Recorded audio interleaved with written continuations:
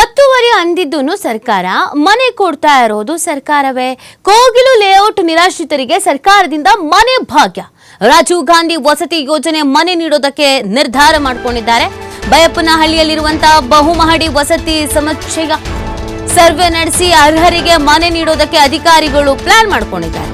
ಜನವರಿ 1ರ ಹೊಸ ವರ್ಷದಂದೇ ನಿರಾಶ್ರಿತರಿಗೆ ಪರ್ಯಾಯ ವ್ಯವಸ್ಥೆನ ಕಲ್ಪಿಸಬಹುದು. ಹಿಂಗೆ ಅಕ್ರಮವಾಗಿ ಬಂದು ನೆಲೆಸಿರುವವರಿಗೆ, ಒತ್ತುವರಿ ಮಾಡ್ಕೊಂಡವ್ರಿಗೆ ಎಲ್ರಿಗೂ ಇದೇ ತರದ ಮನೆ ಭಾಗ್ಯ ಕೊಡ್ತಾರಾ ಅಂತ ಈಗ ಒತ್ತುವರಿ ಮಾಡ್ಕೊಂಡವ್ರು ಯೋಚನೆ ಮಾಡ್ತಾ ಇದ್ದಾರೆ. ಅಥವಾ ಒತ್ತುವರಿ ತೆರವು ಮಾಡಿದ್ರಲ್ಲ ಅವ್ರುಗಳು ಯೋಚನೆ ಮಾಡ್ತಾ ಇದ್ದಾರೆ, ನಾವು ಎಲ್ಲಾದ್ರೂ ಒಂದು ಒತ್ತುವರಿ ಮಾಡ್ಕೊಂಡ್ರೆ ಆಮೇಲೆ ತೆರವು ಮಾಡ್ತಾರೆ, ಆಮೇಲೆ ಎಲ್ಲಾದ್ರೂ ಒಂದು ಹೊಸ ಮನೆ ಕೊಡ್ತಾರೆ ಅಂತ. ಆ ಥರದೊಂದು ಮೆಸೇಜ್ ಪಾಸ್ ಆಗತ್ತಾ? ಸಿದ್ದರಾಮಯ್ಯನವ್ರಿಗೆ ಇಷ್ಟ ಇಲ್ಲ ಅಂತ ನಿನ್ನೆ ಎಲ್ಲ ಚರ್ಚೆ ಆಗ್ತಾ ಇತ್ತು. ಮನೆ ಕೊಡುವ ಇಷ್ಟ CM ಈಗಿಲ್ಲ, ಜಾಗ ಕೊಡೋದಾದ್ರೆ ಓಕೆ ಅನ್ನೋ ಥರದಲ್ಲಿ ಇತ್ತು ಅಂತ. ಬಟ್ ಈಗೇನೋ ಮನೆ ಕೊಡೋದಕ್ಕೆ ಪ್ಲಾನ್ ಆಗಿರೋದು. ಕೋಗಿಲು ಲೇಔಟ್ ನಿರಾಶ್ರಿತರಿಗೆ ಸರ್ಕಾರದಿಂದ ಮನೆ ಭಾಗ್ಯ.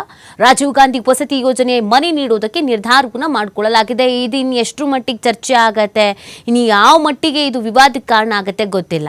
ಇವರ ಹೈಕಮಾಂಡ್ ಅಂದ್ರೆ ACC ಪ್ರಧಾನ ಕಾರ್ಯದರ್ಶಿ KC ವೇಣುಗೋಪಾಲ್ ಅವ್ರಿಗೆ ಎಂಟ್ರಿ ಆಗಿದ್ರಿಂದ, ಅವ್ರಿಗೆ ವ್ಯವಸ್ಥೆ ಮಾಡ್ಕೊಡ್ತೀವಿ ಬೇರೆ ಅಂತ ಹೇಳಿದ್ರಿಂದ, ಮನೆ ಕೊಡೋ ವ್ಯವಸ್ಥೆ ಆಗಿದೆ ಅನ್ನೋ ಥರದ್ರಲ್ಲಿ ಮಾತಾಡಿದ್ರಿಂದ ಕಾಂಗ್ರೆಸ್ನವರು ಅನಿವಾರ್ಯ ಪರಿಸ್ಥಿತಿಲಿ ಏನೂ ಮಾಡ್ಲಿಕ್ಕಾಗ್ದೇನೆ, ನಿರ್ಧಾರವನ್ನ ಬದಲಿಸಿಕೂ ಸಾಧ್ಯವಾಗದೇನೆ, ಅವರಿಗೆ ವಾಪಸ್ ತಿರುಗಿಸಿ ಮಾತನಾಡೋದಕ್ಕೂ ಸಾಧ್ಯವಾಗದೇನೆ ಈ ತರ ಮನೆ ಕೊಡ್ತಾ ಇದ್ದಾರಾ? ಅದೊಂದು ಪ್ರಶ್ನೆ ಈಗ ಹುಟ್ಕೊಳ್ತಾ ಇದೆ. ಇದಕ್ಕೆ ವಿರೋಧ ಪಕ್ಷದವರು ಸಹಜವಾಗಿ ಕೊಂಕು ಮಾತಾಡೋ ಸಾಧ್ಯತೆಗಳು ಇದೆ. ಬಟ್ ಏನ್ ಮಾಡ್ತಾರೆ ಅನ್ನೋದು ಗೊತ್ತಿಲ್ಲ. ಈಗ ಒತ್ತುವರಿ ಮಾಡ್ಕೊಂಡವ್ರನ್ನ ತೆರವು ಮಾಡಿಸೋದು ತೀರಾ ಕಾಮನ್, ಸಾಮಾನ್ಯ ವಿಚಾರ ಅದು. ಈಗ ತೆರವು ಮಾಡಿಸಿದವ್ರಿಗೆ ನೀವು ಬೇರೆ ಕಡೆ ಮನೆ ಕಟ್ಕೊಡೋದು ಅಥವಾ ಮನೆ ಕಟ್ಟಿರೋ ಮನೇನ ಕೊಡೋದು, ಅವರಿಗೆ ಅಂತ ಒಂದು ವ್ಯವಸ್ಥೆ ಮಾಡಿಕೊಡೋದು, ಅದು ಹೆಂಗೆ, ಅದು ಎಷ್ಟರ ಮಟ್ಟಿಗೆ ಎಫೆಕ್ಟ್ ಆಗುತ್ತೆ ಅನ್ನೋದು ಈಗಿರೋ ಪ್ರಶ್ನೆ. ಈಗ ಬೆಂಗಳೂರಿನಲ್ಲಿ ಎಷ್ಟಕ್ಕೊಂದು ಕಡೆಯಲ್ಲಿ ಒತ್ತುವರಿ ಆಗಿರತ್ತೆ, ಅಥವಾ ಟೆಂಟ್ ಹಾಕೊಂಡಿರ್ತಾರೆ, ಅವ್ರನ್ನ ಅಲ್ಲಿಂದ ಒಕ್ಕಲೆಬ್ಬಿಸಿದ ಮೇಲೆ ಅವ್ರಿಗೆ ನೀವು ಮನೆ ಕೊಡ್ತೀರಾ? ಎಲ್ರಿಗೂ ಹೀಗೆ ಮಾಡ್ತೀರಾ ಅನ್ನೋದು ಪ್ರಶ್ನೆ. ಬಟ್ ಅಧಿಕಾರಿಗಳೆಲ್ಲ ಇದಕ್ಕೆ ಸಂಬಂಧಪಟ್ಟಂತೆಗೆ ಪರಿಶೀಲನೆಯನ್ನ ಮಾಡ್ತಾ ಇದ್ದಾರಂತೆ. ಎಲ್ಲ ಅಂದುಕೊಂಡಂಗಾದ್ರೆ ಗುಡ್ ನ್ಯೂಸ್. ಜನವರಿ 1 ಹೊಸ ವರ್ಷದಲ್ಲಿ ಹೊಸ ಸುದ್ದಿ ಸಿಗುತ್ತೆ ಅನ್ನೋದನ್ನ ಹೇಳಲಾಗ್ತಾ ಇದೆ.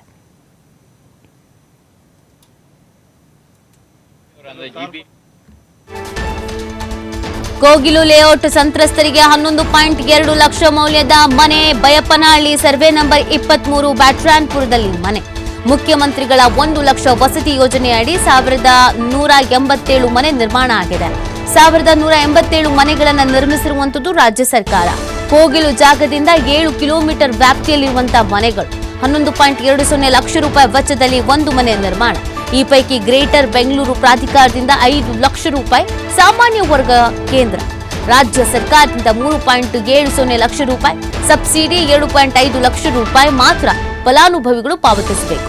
SC ST ಫಲಾನುಭವಿಗಳಿಗೆ ಪಾಲಿಕೆಯಿಂದ 5 ಲಕ್ಷ ರೂಪಾಯಿ, ಕೇಂದ್ರ ಹಾಗೂ ರಾಜ್ಯ ಸರ್ಕಾರದಿಂದ 4.5 ಲಕ್ಷ ರೂಪಾಯಿ ಸಬ್ಸಿಡಿ. ಒಟ್ಟು 1.70 ಲಕ್ಷ ರೂಪಾಯಿ ಮಾತ್ರ ಫಲಾನುಭವಿ ಪಾವತಿಸಬೇಕಾಗತ್ತೆ. ಇದನ್ನು ಸಹ ಸಾಲ ಕೊಡಿಸೋದಾಗಿ ಸಚಿವ ಜಮೀರ್ ಅವರು ಒಪ್ಪಿಗೆ ಕೊಟ್ಟಿದ್ದಾರೆ. ಅದನ್ನು ಸಾಲ ಕೊಡಿಸ್ತೀವಿ ಅಂತ ಅವ್ರು ಹೇಳ್ಕೊಂಡಿದ್ದಾರೆ. ಸೊ ಅಲ್ಲಿಗೆ ಮನೆಯ ವ್ಯವಸ್ಥೆ ಆಗ್ತಾ ಇದೆ.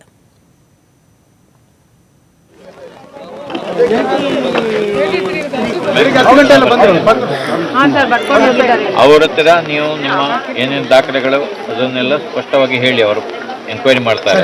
ಆ ಟೈಮಲ್ಲಿ ಹೇಳಿ.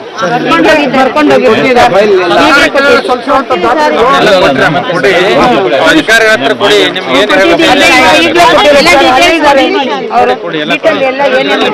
ಅಧಿಕಾರಿಗಳ ಹತ್ರ ಕೊಡಿ. ನಿಮ್ಗೆ ಎಷ್ಟು ವರ್ಷದಿದ್ರಿ, ಯಾರ್ಯಾರಿದ್ರಿ, ಹೆಸರು ಎಲ್ಲ ಡೀಟೇಲ್ಸ್ ಕೊಡಿ ಅವ್ರ ಹತ್ರ. ಅವ್ರು ವರದಿ ಕೊಡ್ತಾರೆ. ನೀವು ಹೇಳಿದ್ರೆ ನಿಮ್ಗೆ ಗಂಜಿ ಕೇಂದ್ರ ಮಾಡ್ಲಿಲ್ಲ, ಮಾಡಿದ ಜಾಗ ದೂರ ಇದೆ.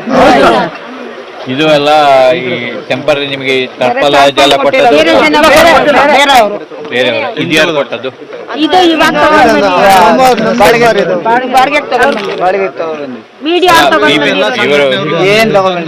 BBMP ಅವರು ಅಂದ್ರೆ GB ಅವರು ಕೊಟ್ಟದಲ್ಲ.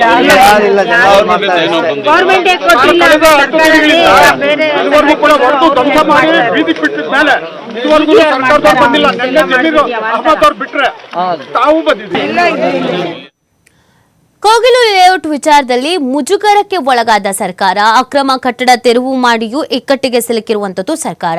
ಅರ್ಹರು ಅನ್ನೋ ಕಾರಣಕ್ಕೆ ನೀಡಿ ವಸತಿ ನೀಡೋಕೆ ಮುಂದಾಯ್ತಾ ಅನ್ನೋದು ಪ್ರಶ್ನೆ.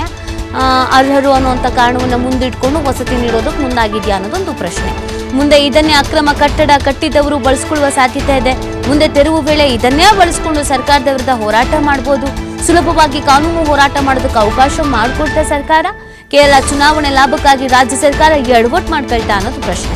ಬೆಂಗಳೂರು ನಗರ ಗ್ರಾಮಾಂತರ ಸುತ್ತಮುತ್ತ ಇವೆ ಸಾವಿರಾರು ಅಕ್ರಮ ಕಟ್ಟಡ. ನಾನು ಇದನ್ನೇ ಆಗಲೇ ಹೇಳಿದ್ದು. ಯಾಕಂದ್ರೆ ಇದು ಒಬ್ರಿಗೆ ಮಾಡಿದ್ರು ಅಂತಂದ್ರೆ ಇನ್ನುಳಿದವ್ರು ಕೇಳ್ತಾರೆ, ಅಲ್ಲ ರೀ ಅವತ್ತು ಅವ್ರಿಗೆ ಅವಕಾಶ ಮಾಡಿಕೊಟ್ರಿ, ನಮಗೆ ಯಾಕೆ ಮಾಡ್ಕೊಡಲ್ಲ, ನಾವು ಕಾನೂನು ಹೋರಾಟ ಮಾಡ್ತೀವಿ ಅಂತ ಕಾನೂನು ಹೋರಾಟ ಮಾಡ್ತಾರೆ. ಅವತ್ತೊಂದು ಪ್ರಸಂಗ ಆಗಿತ್ತು, ಈ ಥರ ಆಗಿತ್ತು, ಅವ್ರಿಗೆ ವ್ಯವಸ್ಥೆ ಮಾಡಿಕೊಟ್ಟಿದ್ದಾರೆ, ನಮಗೂ ಬೇಕು ಅಂತ ಕೇಳ್ತಾರೆ. ಎಷ್ಟು ಜನಕ್ಕೆ ಅಂತ ಕೊಡ್ತೀರಾ? ಕಾನೂನು ಬಾಹಿರವಾಗಿ ಇವ್ರು ಮನೆ ಕಟ್ಟಿದ್ದಾರೆ ಅಂತ ಅಂದಮೇಲೆ ಅದು ತಪ್ಪು. ಅವ್ರನ್ನ ಹೊರಗಡೆ ಕಳಿಸ್ತಾ ಇದ್ದಾರೆ ಅಂತ ಅಂದರೆ ಅಲ್ಲಿ ಬಂದು ನೆಲೆಸಿರೋದು ಅವ್ರ ತಪ್ಪು. ನಿರಾಶ್ರಿತರ ಕೇಂದ್ರಕ್ಕೆ ಹೋಗಿ ಅಂದರೆ ಹೋಗೋದಕ್ಕೆ ರೆಡಿ ಇರಲಿಲ್ಲ. ಈಗ ಮನೆ ಕೊಡ್ತಾ ಇದ್ದೀರಾ ಅಂತ ಅಂದರೆ ಬೇರೆಯವ್ರು ಕೇಳಲ್ವಾ? ಎಲ್ರಿಗೂ ಕೊಡ್ತೀರಾ? ಅಥವಾ ನೀವು ಎಲೆಕ್ಷನ್ ವಿಚಾರವನ್ನು ಮುಂದಿಡ್ಕೊಂಡು, ಇಲ್ಲಾಂದರೆ ನಿಮ್ಮ ಹೈಕಮಾಂಡ್ ನಾಯಕರು ಹೇಳಿದ್ರು ಅನ್ನೋ ಕಾರಣಕ್ಕೆ ಇನ್ಯಾರನ್ನ ಓಲೈಸೋಕ್ಕೆ ಈ ಥರ ಮಾಡೋದು ಎಷ್ಟರ ಮಟ್ಟಿಗೆ ಸರಿ ಅನ್ನೋದು ಪ್ರಶ್ನೆ. ಇದೀಗ ಅವರೆಲ್ಲರೂ ನಮಗೂ ಸಕ್ರಮ ಮಾಡಿಕೊಡಿ ಅಂತ ಕೇಳ್ತಾರೆ. ಯಾರು ನೀವು ಒಕ್ಕಲೆಬ್ಬಿಸಿ ಕಳಿಸಿದ್ದೀರೋ ಎಲ್ಲ ಕೇಳ್ತಾರೆ. ಈಗ ಕೋಗಿಲು ಲೇಔಟ್ನಂತೆ ನಮಗೂ ಅವಕಾಶ ಕೊಡಿ ಅಂದರೆ ಈಗ ಏನು ಮಾಡ್ತೀರಾ? ಆಗ ಗತಿ ಏನು? ಮುಂದಿನ ದಿನಗಳಲ್ಲಿ ಮತ್ತಷ್ಟು ಎಡವಟ್ಟಿಗೆ ತಾನೇ ದಾರಿ ಮಾಡಿಕೊಟ್ಟಂಗೆ ಕಾಣಿಸ್ತಾ ಇದೆ ಈ ಸರ್ಕಾರ.